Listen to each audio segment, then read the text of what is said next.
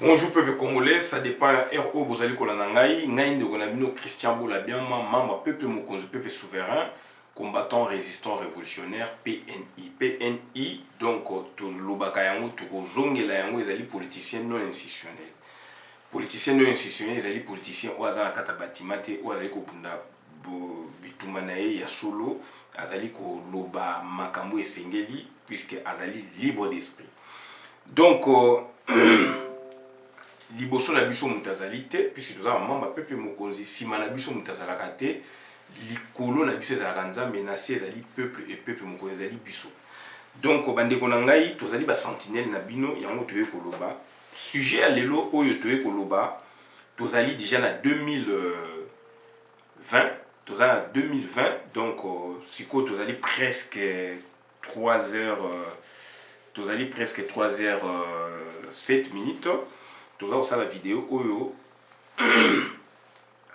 eloko oyo naye kosala vidéo ezali ko expliquer place to wuti biso peuple mokonzi place to komi na combat na biso na kati ya combat en général.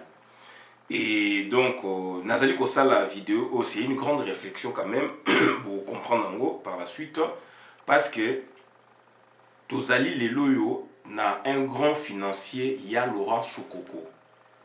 Il y a Laurent Sokoko, azali un grand financier. Il y a Peuple Mokonzi. Azali mutu oyo, tozali koloba, aye kope sa ligne de démarcation na komana no oya biso ya Peuple Mokonzi.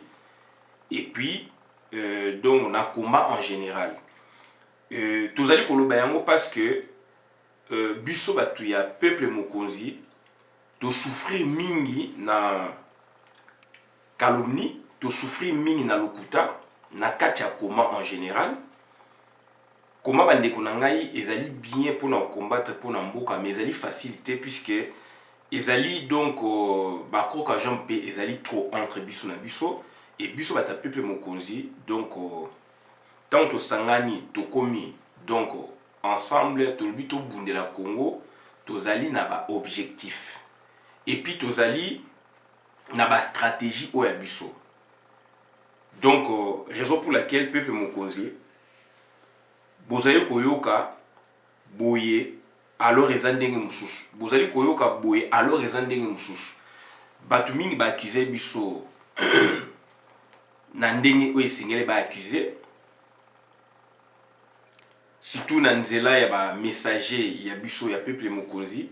Batu lokola Bokechua ya mbo komanda eso bakizaki bango donc bakize peuple mokonzi alors que ezali ba stratégie ya peuple mokonzi ezali donc idéologie ya peuple mokonzi association oyo azali kobunda na kati ya combat asbel association boye puisque biso tout na libanda même ba parti politique na libanda tozali ba association sans stratégie beaucoup avancé.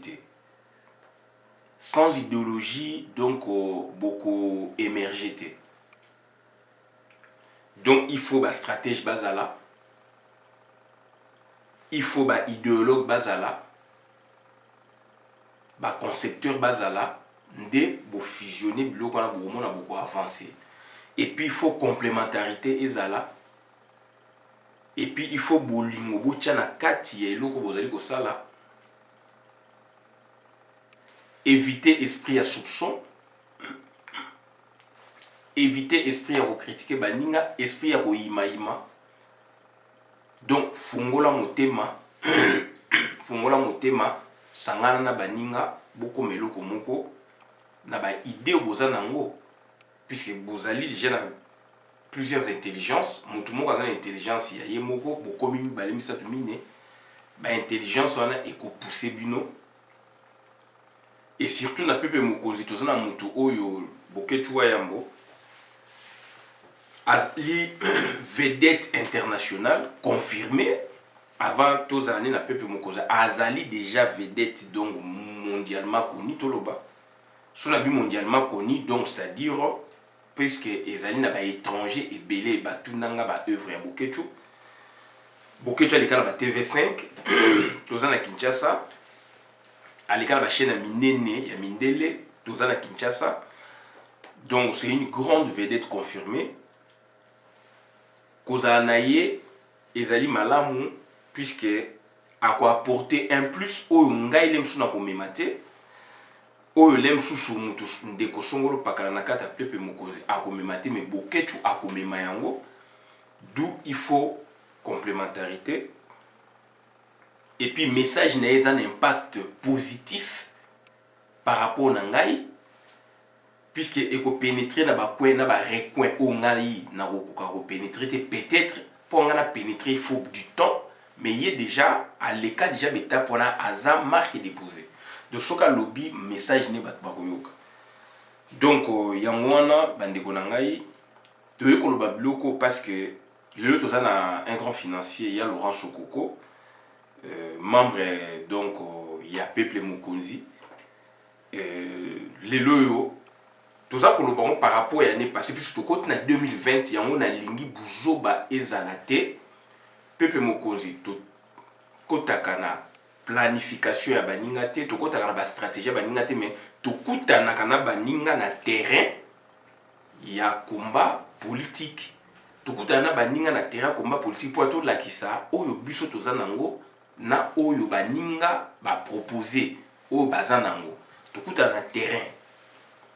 Donc mais to soupçonner muninga to soupçonner baninga oyo azali boye oyo bazwi mutu moko boye puisque azali boye bazali na sima kuna na mutu moko boye bapesi bango ba millions de dollars bazali na mutu moko kuna boye biso tozana habitude wana te tozana ba habitude wana te yango wana tozali koloba. Donc nga na yeko sa vidéo ya Laurent Chokoko azali mutu oyo ayeko pesa démarcation na combat oyo biso tozali ko bunda. Et ya Laurent Chokoko ngai personnellement nazali na confiance nepi naza na fierté monene na ndenge donc naza na esengo pardon monene na ndenge donc ye azali na biso parce que aye aussi kolongola biso na babuzoba. Ya Laurent Chokoko aye kolongola biso na buzoba nini buzoba ne ezali biso mutu produit yango te ezali baninga kaka na komba nazali obligé na sa vidéo na sens oyo pour bato ba comprendre puisque to souffrir trop. Donc il fallait ce que baninga ba lobby n'importe quoi biso to ya to se justifiaka to ça ba vidéo et to sali yango pe mingi alors que bato ba bosani que to ça na terrain politique. Tous les combattants, les résistants, les révolutionnaires, les politiciens non institutionnels, mais d'autres les politiciens, tout ça politique. D'autant que ça politique, les gens locaux les alliés jeux. Les gens locaux les alliés jeux, cercle musique, voilà. Locaux la musique, locaux la tontine. Tontine pour abocha bambongo non musique ou bien donc to kutanaka balami biloko to lié to sara to bi non ezali politique makambo biso to produit na diaspora oyo biso nyusu na diaspora toujours produit eza ko servir de base na Congo. Et il y a des politiciens au bazali ko profiter dans plus tozali un grand laboratoire, une grande expérimentation politique à Congo Libanda. C'est un grand laboratoire. Les politiciens au baïbi masolo, baza ko puiser mingi na biso. Puisque tozali ba intelligence mingi par rapport aussi à bamboka tovandi, il faut ngoli biso bongo ba mboka o ya ba démocratie l'état de droit. D'où ils ont pesa biso largesse wana, ya osa makambo avec beaucoup de liberté etc. D'où nous concevons beaucoup. Tous allés brimer, tous allés donc embrigader, tous allés donc la censure, on fait des trucs librement. D'où donc il y a un diaspora, il y a un développement puisque tous allés dans pays où par exemple il y a un ils ont fait ça matière réflexion, bamchouchou bazali kokutana na ba konzipe ya awa, bamchouchou bazali pe kokutana bango bazali pe kokutana ba bibliothèque.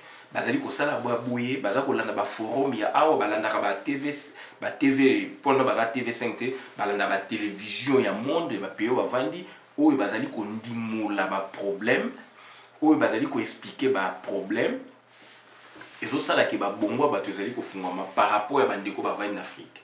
donc mission toza nango libanda bato ntango bakoyeba yango te ezali mawa mingi.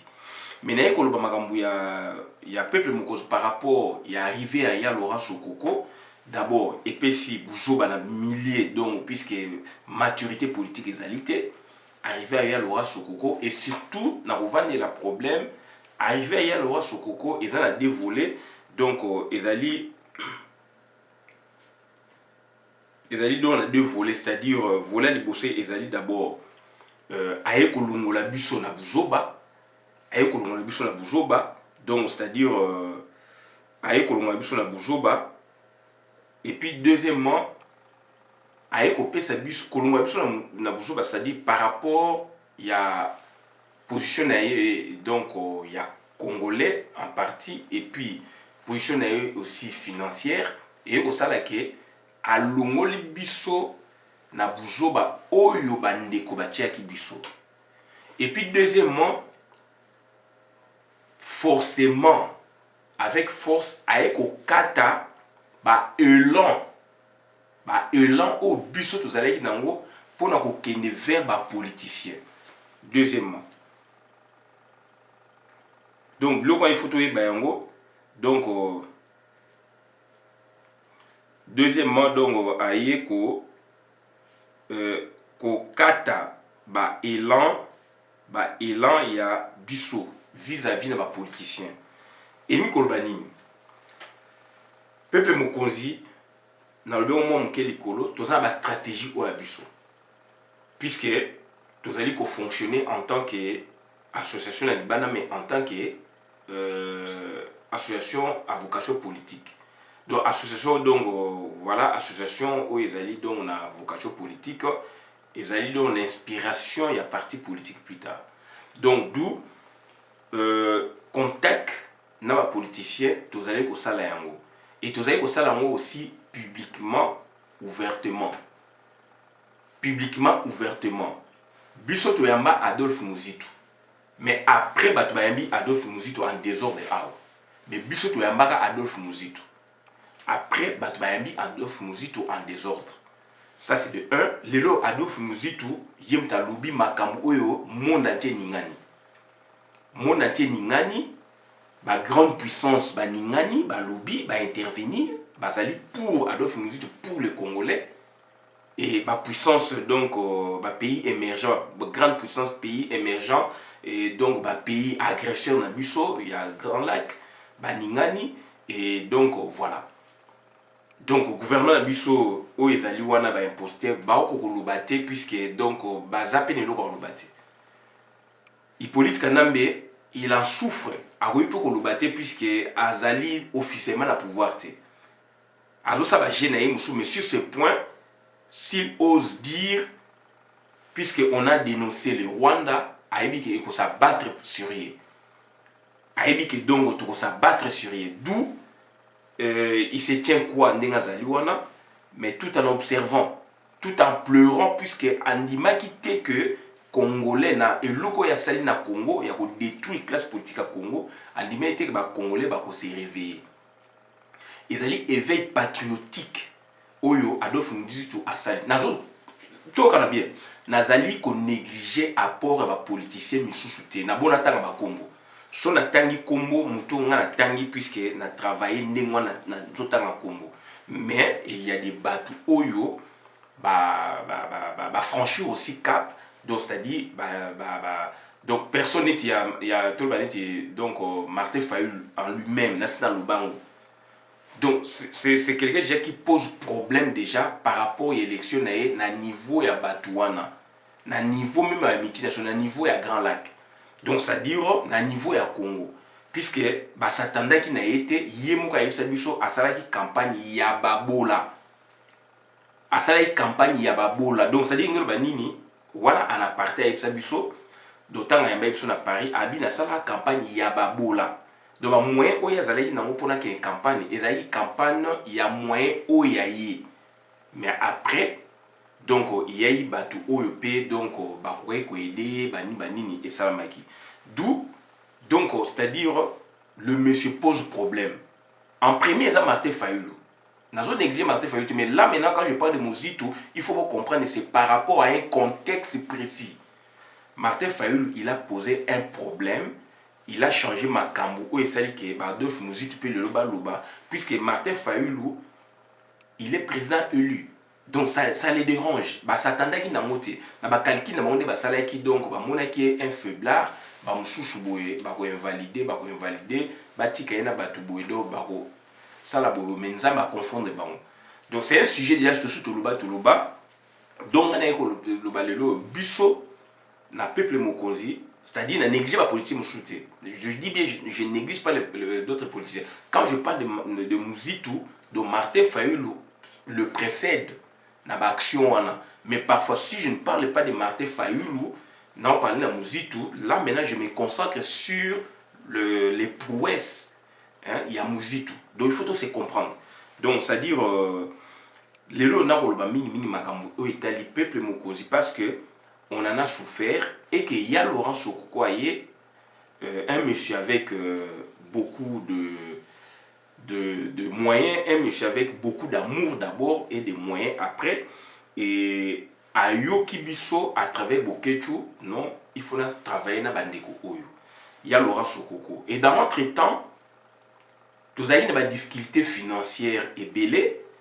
Premièrement. Deuxièmement, tokoti na bujoba puisque bandeko bakoti biso na bujoba.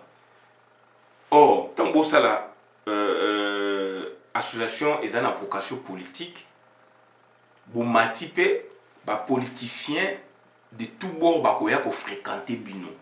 Mais il faut boyer ba ndengini bo travailler puisque on peut bazo ko ya wana pe soko za makasité ba ko kwesa bino puisque pouvoir pe aza akotinda pe batu na nzela wana. Mais il faut boyer ba ko trier. Il faut boyer ba engagement ni boza ko joie. Omoni. Donc biso peuple mokonzi toujours ba problème ebelé na position au biso toujours de le début et c'est parce que ba ninga mingité na combat. Mais position au biso toujours et faire avancer combat. N'habiter que biso comme te faire avancer combat. Et ça dit question vision. Tout biso to linga était tout bundaka dans les vides. Donc ce politicien sollicité vous solliciter. So bango pe do bango bazali ko ya mingi de mbatali boso et biso to ye vers bango. Bango ba ye vers biso to ye vers bango. Donc baka ezali ebelé na ye awa pona tout le baboité mais du moins na ye koloba apport ya Laurent Sokoko aye na moment où esengeli yango ba cadre na contexte na problème ezali très important. Donc aye na cadre nini cadre donc ya combat aye na contexte nini contexte ya occupation pour nous aider pour faire avancer ces combats qui traînaient quelque part. Donc aye vis-à-vis Bissonaya Laurent Sokoko a Longol Bisso na deux grandes choses. À Longol Bisso d'abord na bujoba oyo ba tcheli Bisso.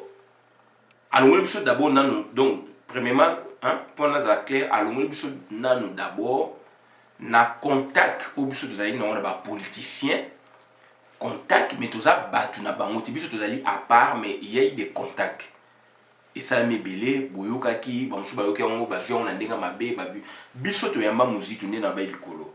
Bato ba comprendre Bisso te mais Bisso mutu to bengsaka Muzito te na Belgique ndenga yaki wana yaki association et ça mérite ba biloko ba Louvain banini bandeko ba congolais yaki makamba étudiant. Tant ba ndeko ba yoki donc to bengisi et ça yaki ba solliciter bato Muzito to bengisi to yamba yaki bango bomona na bilili.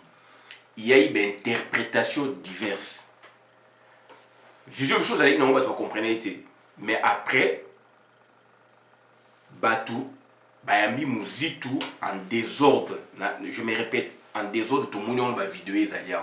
Tant Bayambi Muzito en désordre, Ben se bisoté. Tout le monde est en haut, ça les tondi na Paris, boué, na Batou tel haut. Mais il y a Rosalate, mais à l'Obaki, à Finga Bisso, mais Bayambi après. Et les mêmes Muzito au biso to yambaka au biso to sowena pe to tchampe na public bazalaki nyonso vidéo ezali les mêmes Muzito au aningisi monde entier aningisi ba puissance nyonso donc grande super puissance États-Unis et l'année makambo de près puissance moyenne, boye, Russie, boye, donc, pays à monde, pays émergent et lobby. Makama Congo. Muzitu oyo, biso to monaki na ye, aya ko expliquer biso, puisque azan expérience, musu ba monaki mabe. Musu ba monaki mabe, les loyo, bazan na cas de confusion. Mais au plus, fingara biso, yamba ya désordre, donc partout. Bamususu baboye même ko laksa na vidéo do yamba muzitu so muzitu ya bakuta balanda na hôtel Hayat mabe donc na Concorde mabe do balanda muzitu partout. Mais baboye akayeli kana babilili mais muzitu wana biso to yambaka o ba kritika biso yemta sali lelo makambo na niveau mondial pour na makambo Congo. Donc à renouveler la vraie problématique à Congo.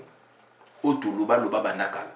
Ça c'est de un. Deuxièmement, wana ya Laurent Chokora longoli biso na buzoba wana. Puisque toujours là politicien pour aller puisque on avait donc on avait un projet où yo esengelaki ezosenga ba moyen pour na kokangola mboka na biso. Donc tokoyi koloba makambo na biso to tandango likola ngomba. Tozali na projet, tozalaka na projet oyo ke donc esengeli pour na to kangola Congo. Mais ezali kosenga ba moyen ya makasi pour na ba politicien biso to monnaie ke bazana bolingo Congo, ba politicien biso to monnaie ke ba ko pesa ba moyen conséquent na projet oya biso pour na ke lobby Congo e kangolama. Mais batouana à la longue va se dévoiler et à la longue donc un jour à la longue on va dévoiler et à la longue on peut se dévoiler par rapport au comportement par rapport au jeu politique ou donc position na bango obscure. Donc biso tozali wana te. Donc un jour on peut en parler mais biso tozali wana te mais toye ko loba nanu makambo oyo ke to landa ba politicien na ba but moko précis. Et puis donc pesa biso ba piste mususu à part projet toye nango pona makambo pona esa mabwe o tozalaka nango. Mais donc pesa biso quand même ba piste mususu na ba contact mususu na ba maloba mususu na ba vidéo mususu na ba idée mususu na ba contact qu'on a fait ça bien na ba politicien et faire évoluer biso aussi na vision na biso donc PCP déclic na vision na biso échanger. Mais du moins on a compris les politiciens mais batou bandeko auto bunana ba on a combat to bunana ba on a combat na résistance ba monaki o banga komona bazaki na raison na boité to boité ba na raison. Deuxièmement, il y a Laurent Chokoko. Donc, Akati Bisso, donc ça y est, à l'ombre Bisso na Boujo, on a une critique. Akati Elan. Elan, tu sais, il y a un donc tout comme on a un politicien, bakopé sa Bisso misolo pour la tout ça là, ba projet. Voilà, il y a Elan. Akati Elan, où tu sais, il y a un politicien par rapport à la finance, puisqu'on avait un projet. Deuxièmement, na babujoba à l'ongol biso pe na babujoba oyo bandeko ba comprenait que biso depuis ces comme na biso to ko tandango boete na wenze mais ba critiquer biso donc to souffrir na ona motema. Et dans notre temps to souffrir et ba benga biso ba collabo en général et particulièrement benga boketu collabo benga eso collabo benga mutubo collabo il y a peuple mokunzi toujours insulte oyo esengeli na combat na résistance toujours humiliation oyo na biso esengeli c'est-à-dire et salamaki donc toujours humiliation oyo esengeli puisque ezali batu nde ba ko humilier biso esengelaki bango ba humilier biso ba finga biso to moni yango na combat mais combat bandeko nanga so boza na ba stratégie te boza forte donc c'est-à-dire beaucoup baisser bras mais puisque to yebi ke za makama lokuta batu ba yebi makamba olobate bandeko mingi ba bungi nzela donc qu'est-ce que nous on faisait donc tozali ko kene toujours liboso toujours continuer toujours ko foncer na ndenge yo sala ki ya Laurent Sokoko pe aye ko rejoindre biso. Donc c'est à dire ya Laurent Sokoko tant boke tu ba yende makambo puisque aye ko kata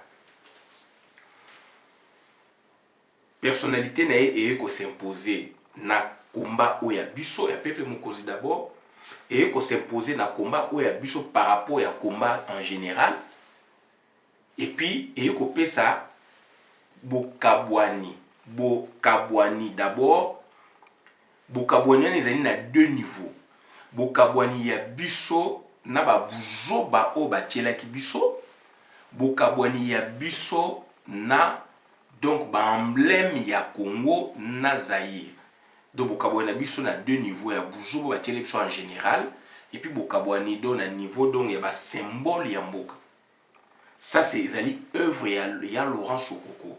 Puisque bandeko na ngai quand vous avez des moyens colossaux et vous permettre bino boz à la l'aise et vous permettre bino boz à la confiance ya makambo pe bozali ko sala puisque ba idée muso eko ya boye vous n'avez pas de moyens et ce qui n'est là.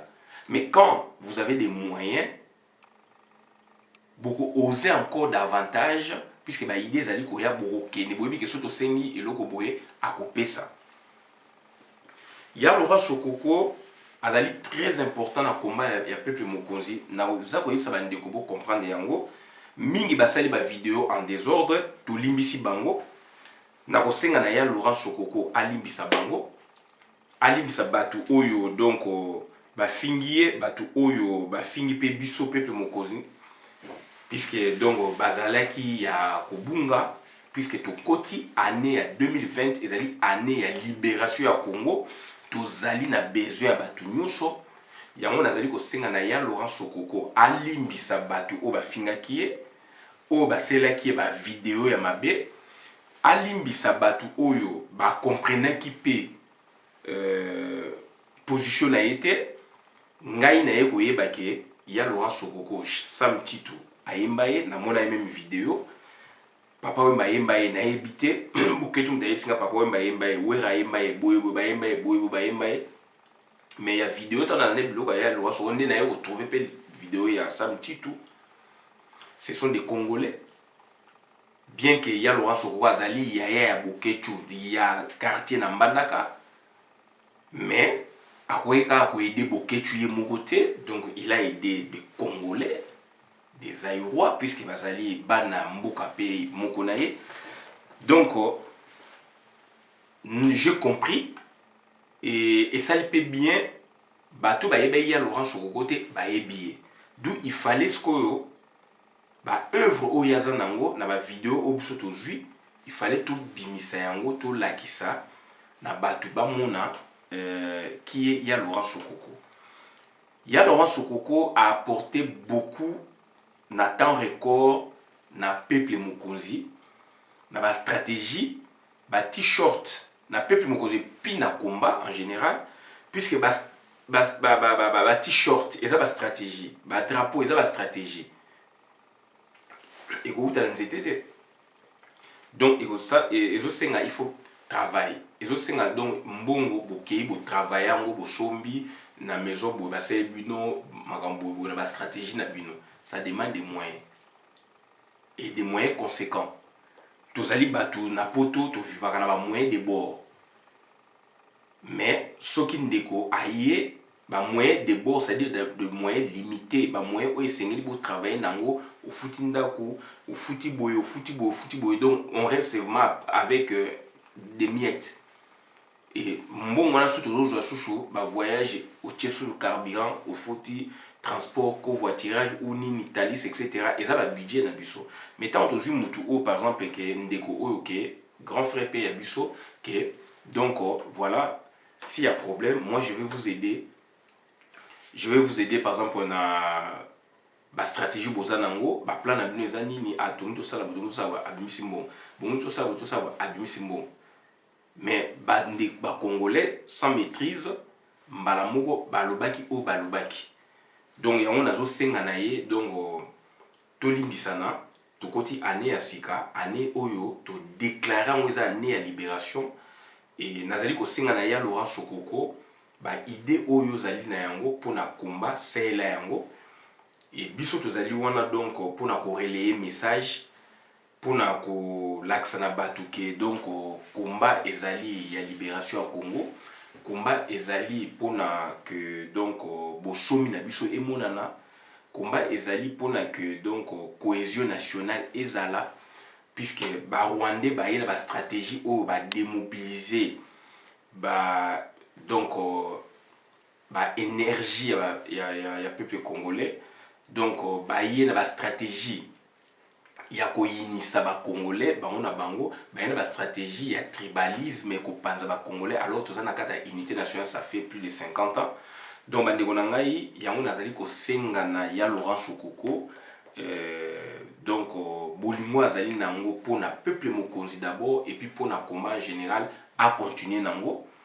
Et donc grâce na ye aussi biso to réorienter combat oya biso, to réorienter combat oya biso, puisque to kendaki na orientation boye to changer direction ya combat oya biso, puisque ozali kopesa mbongo na combat, puisque olingi changement za na mboka. Mais ba oyo biso to landaki mingi pe to moni ke balingi changement te, mingi pe bazali na kati ya makambo ezali kosama na Congo ya mabe. Donc arrivé na yo et soulager biso mingi, et Ndeko Bokechu en a souffert aussi beaucoup jusqu'à ce que ba yelbi ke ba sombele lopango bazali ko tonga ndako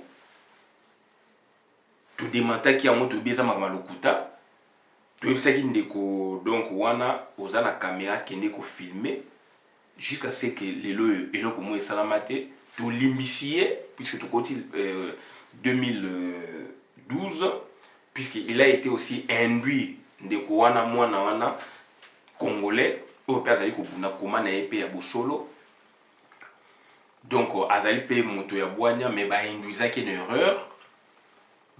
erreur, puisque manque de prudence aussi. Et donc bandeko na ngai yemo ayi bato ba induisaki une erreur, to kokota wana te, to koti année ya sika nazali ko senga na bandeko nyonso ya peuple mokonzi oyo bazali ki blessé, nazali ko senga na bandeko nyonso ya peuple mokonzi oyo bazali ki donc humilié, to limbisa baninga, puisque to souffrir nango lelo peuple mokonzi zo ke na 6e année nango donc ya création. Et durant 5 ans to vivre kaka donc ba insulte, to vivre donc ba humiliation, to vivre donc ba makambu ya makasi oyo so bozali mitema te bo abandonner, mais to abandonner te, mais to pousser accélérateur makasi, et lelo bandeko pe ba comprendre idée au biso to zalaki na yango. Biso lelo tozali suna ba politicien vraiment te, tozali na ya Laurent Sokoko, ça n'a rien à voir, puisque c'est un homme d'affaires, akoki kokoma aussi politicien, azali libre, azali congolais, azali libre, mais du moins jusque là, donc jusque aujourd'hui, donc le 2 janvier 2020, tozali donc na donc 4h moins 20, ya Laurent Sokoko azali na politicien te. Il peut changer, il est libre de le faire. Mais du moins, to souffrir mingi, ba fingi biso, sur la ni ba commentaire, tant que ba contact wana kokuta na ba politicien, donc ba finga biso na ndenga ko sakanate. Et lelo yo, ya Laurent Sokoko nde aye ko kata makambu, aye ko kabola biso na batu mususu, et na stratégie pe ya biso pepe mokonzi. Donc biso tozali na Zaïre, de te puiser makambo ezalaki na République du Zaïre, ba valeur wana ya bien tozui yango pe tozali ko exploiter. Tozali na drapeau ya Zaïre, drapeau oyo, donc logo oyo ezali déjà œuvre d'art munene. Drapeau oyo ezali ko symboliser unité nationale, puisque sous Mobutu tozali uni, sous Mobutu donc c'est-à-dire Mobutu intervenait pour protéger le peuple congolais, pour protéger, n'est-ce pas, la superficie de notre pays. Et les lots, moni superficie na biso, la frontière na biso comme poreuse, tout bazali kokota ba sala oyelingi, donc au côté orphelin de balobaka, et bandeko na ngai donc ya Laurent Sokoko ayende kokata aye kopesa biso valeur oyo ya biso na misala oyo biso tozali kopunda ye amoni yango moko ya bakongolais oyo amoni yango e azali kosala ya biso makambo oyo esengeli na babesoin oyo biso toza nango posa en contrepartie azali koutiliser biso te mais politicien soki ozali au contact ne en contrepartie aolinga koutiliser yo. C'est ça la grande différence. Il y a un homme d'affaires. Il y a moi donc il y a Laurent Sokoko.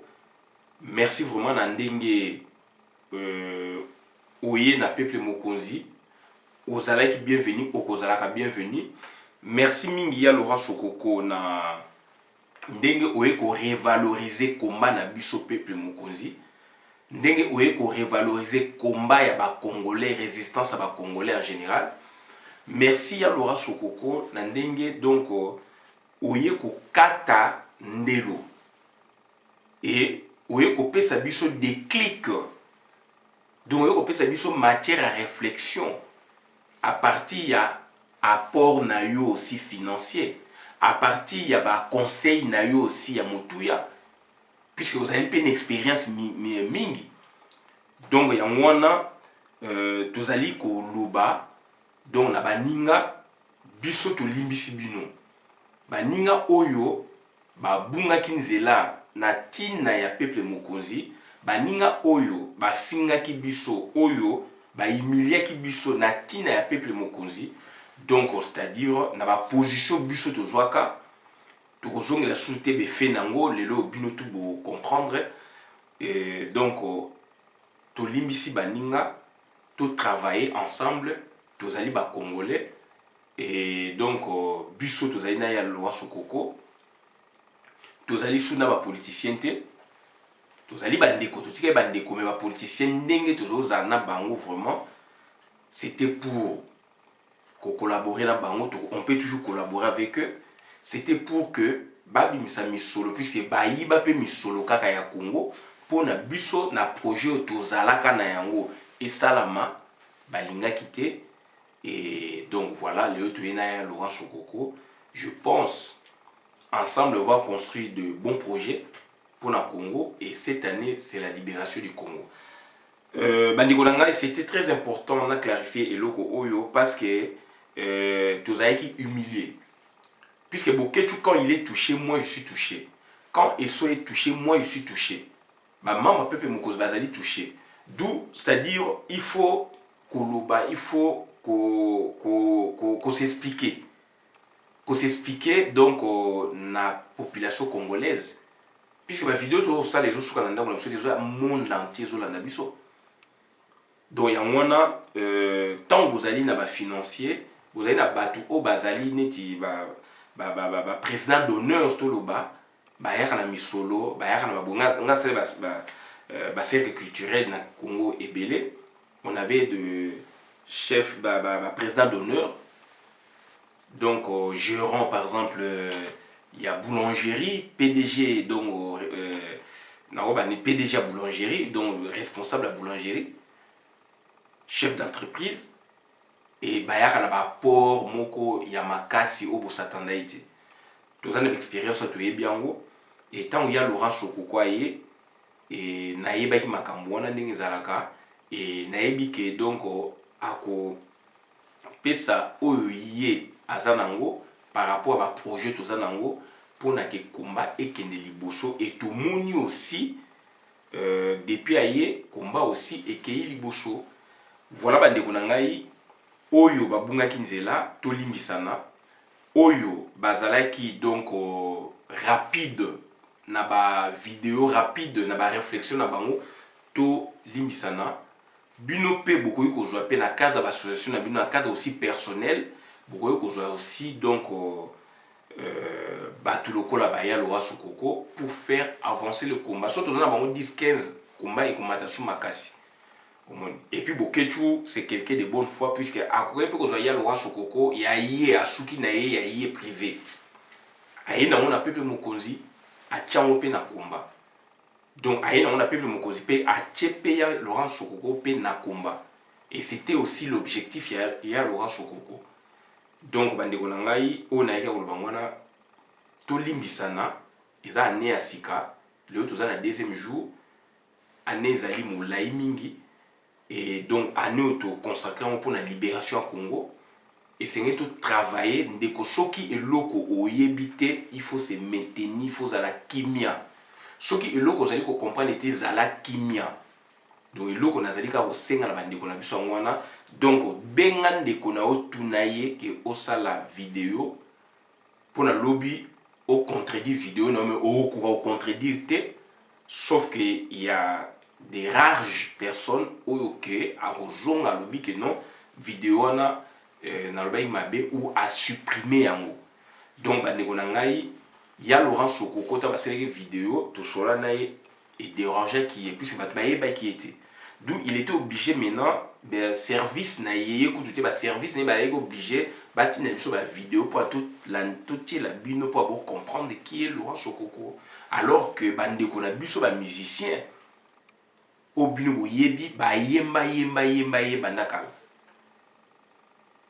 de bato wana du moins ba ebite bandimité et puis donc bakouanga na ke ya Laurent Sokoko azali étranger ndenge bato mosusu balingi bacha ki ya Laurent Sokoko azali do collabo qui a travaillé na Kabila bato wana bakondima te puisque bayebi ya Laurent Sokoko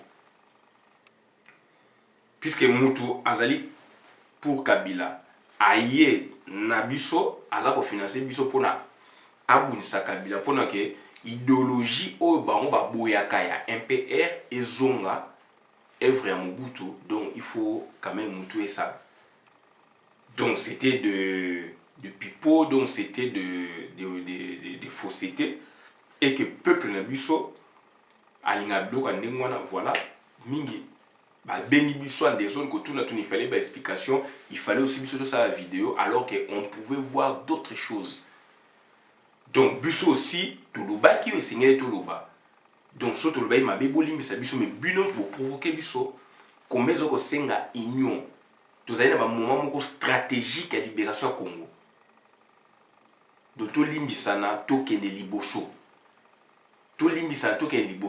soki baninga bazali ko progresser kumisa bango ezali intérêt général ye loko oyo pe yo zali ko sala soki yo kumisa baninga to lingi bakumisa yo baninga aussi ba kumisa ote et ozala bien te donc on a eka koloba yango na soki a bona na vidéo malamu vraiment na compte communauté ezali conscientisation ya combat et puis œuvre ya Laurent Sokoko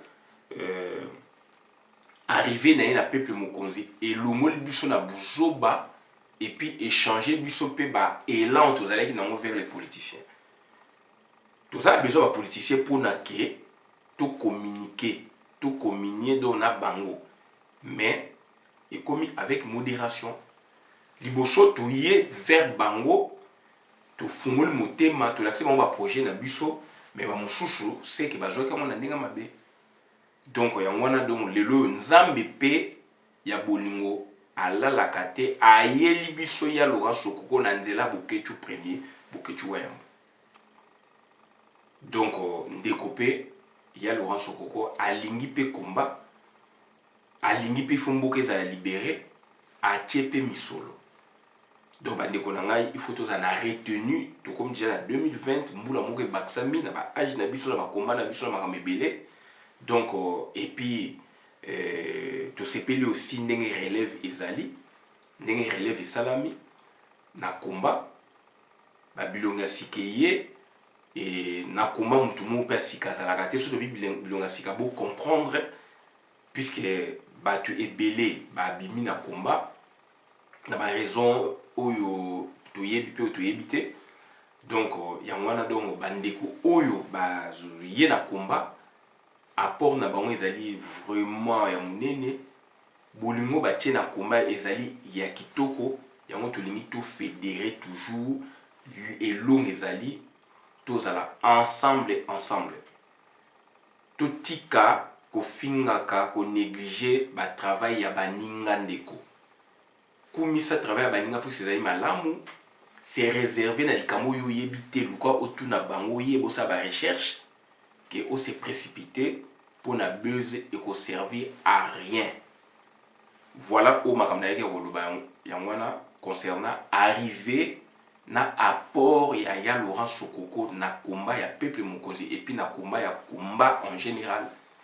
On a également le suki abola la vidéo madame na compte communauté. Merci nga Christian Bola bien moi membre peuple mokonzi peuple souverain combattant résistant révolutionnaire PNI politicien non institutionnel.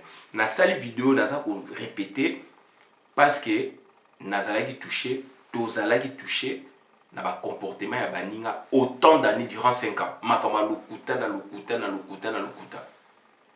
jusqu'à ce que boke tu as beti maman non donc do bandeko donc to koma musika mingi donc il faut to arrêter tozali mutu moko komba ezali ebandi na biso te ebandi na papa Simon Kimbangu ebandi do na bakoko na biso na ba politicien na biso et biso leo tozali ko kitana nango tant baza ko mona biso puisque ba mort ba kufaka te na biso batu mwindu bazali fier ya ngai na yo na ye na ekuna na ya Laurent Sokoko de tout travailler ensemble action ya minene koya pour na libérer Congo et libération Congo ezali année oyo oyo toyeka ko bango to soki abola na vidéo madame na compte communauté na bi merci.